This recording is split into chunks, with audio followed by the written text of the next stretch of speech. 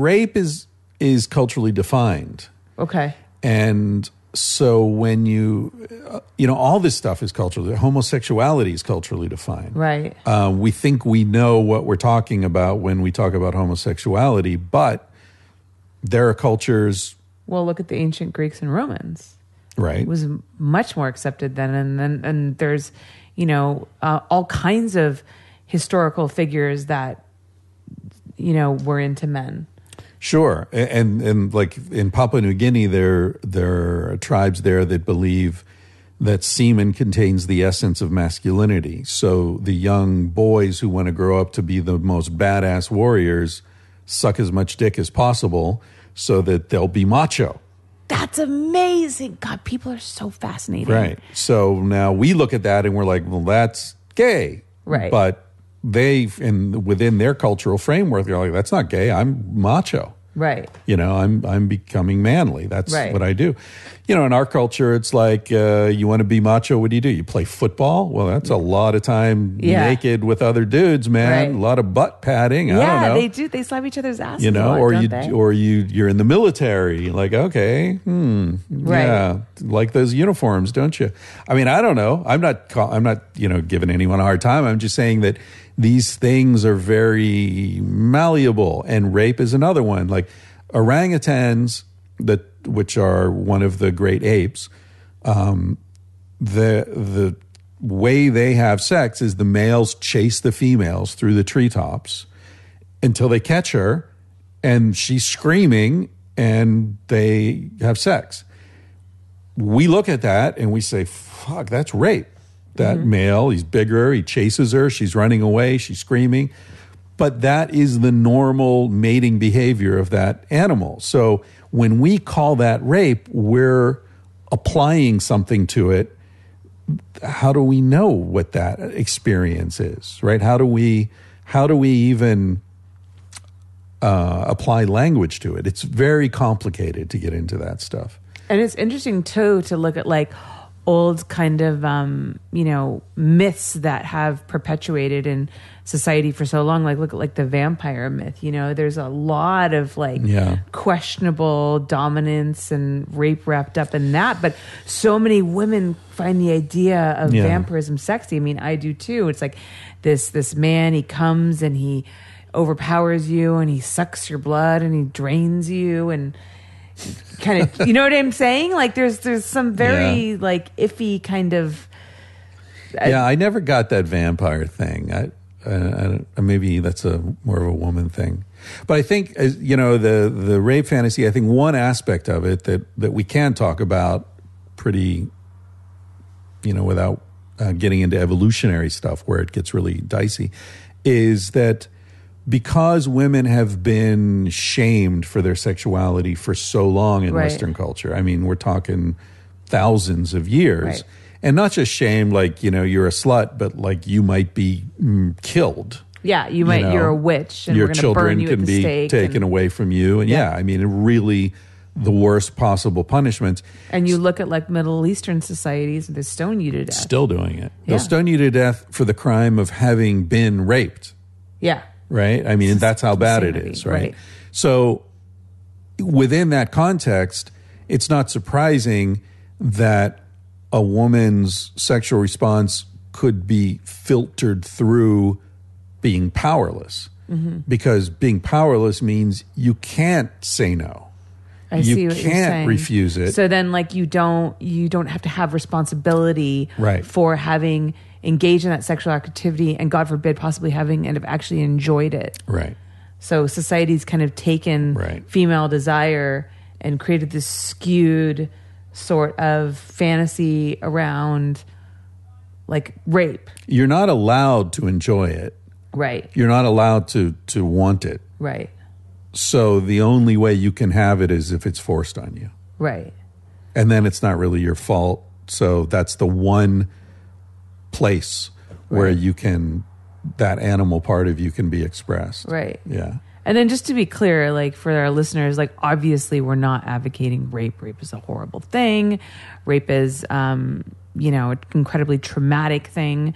But we're just talking about why there is rape fantasies out there that women have, and a lot of women have it. And I've talked to so many women that that feel this way, and they are kind of as equally confused about it as I am. So it's just an interesting thing to try to explore, but you do get into like kind of a sticky gray area, and people get real touchy about that. Well, people's experience is personal. It's their experience. But, you know, talking about the cultural definition of these things, there's a fantastic short essay written by an Australian anthropologist, a woman, Christine something, I don't remember her last name, but it's called, I think the title is It's Only a Penis. And she's writing, she's a feminist, and she's writing from a feminist perspective.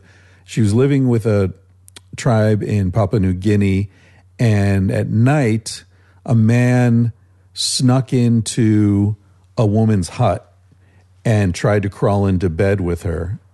And she woke up and started screaming and hitting him, and he tripped over the mosquito net and sort of fell out the window, and it turned into this Keystone Cop situation.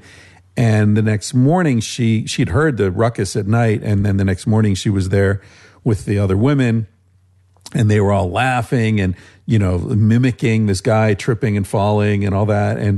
And she said, "Why are you laughing? Like, he tried to rape you." And they were like, "What?" You know, in their language, there was no word for that she knew. So she explained, like, he wanted to have sex with you. And the woman was like, yeah.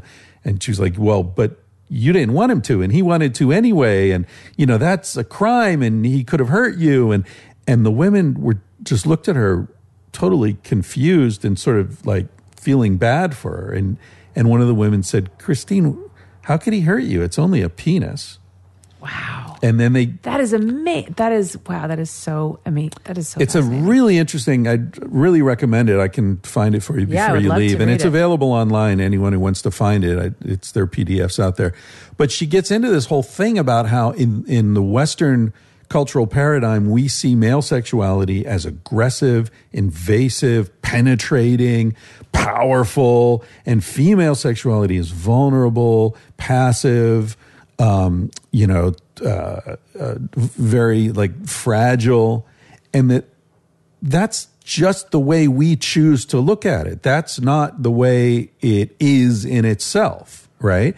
And a lot of cultures look at it totally differently. For example, at this point in history, in Western culture, we see male sexuality as being insatiable and, but in many parts, even in Western culture, in many historical eras, the women were seen as insatiable. The women were the one who would corrupt a decent young man who was, going to be a priest, and this crazy harlot would come and drag him off into the bushes and have her way with him.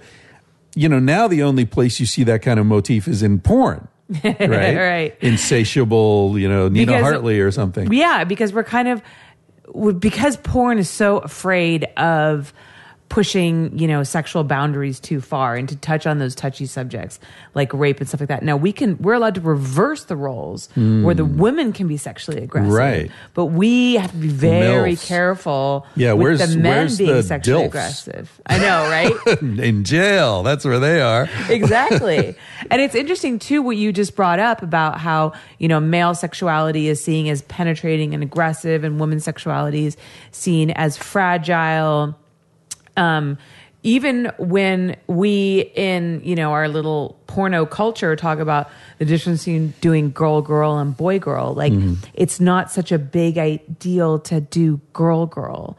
But then once you start doing boy, which is of course, having sex with men, girls having sex to girls, that's like the next step. And that's almost like, some people consider like that's when you can ruin yourself, So we'll normally say to a girl when she comes into the industry, we'll say, all right, start in the industry and then start off doing solo girl if you can, which you really can't do anymore because there's no more work in that line of work because since the internet, everybody just wants to see banging. Start off girl, get yourself, girl's not that big of a deal.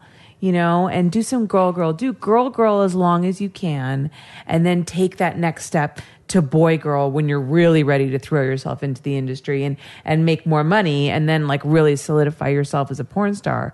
And I'll even find myself saying when people say to me like, oh, she's a hardcore porn star, I'll be like, she only does girl. It's, you know, it's no big deal. Like, it's like, cause it's like, it's not sex. Which like, is funny, is not sex. Presumably but like a lot of these women aren't bi. Right. So what you're doing is saying, you know, start off by faking it. Right. Not that they're not faking it with guys too often, right, but right.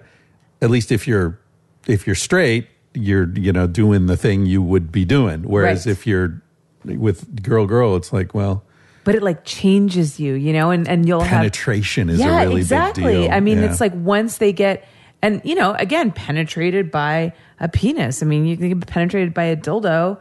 They can get fucked in the ass with a strap on, but it's okay because it's just girl. Right. But once you introduce a man into it, it like changes everything, you know, and girls who only do girl will then go and start shooting boy-girl.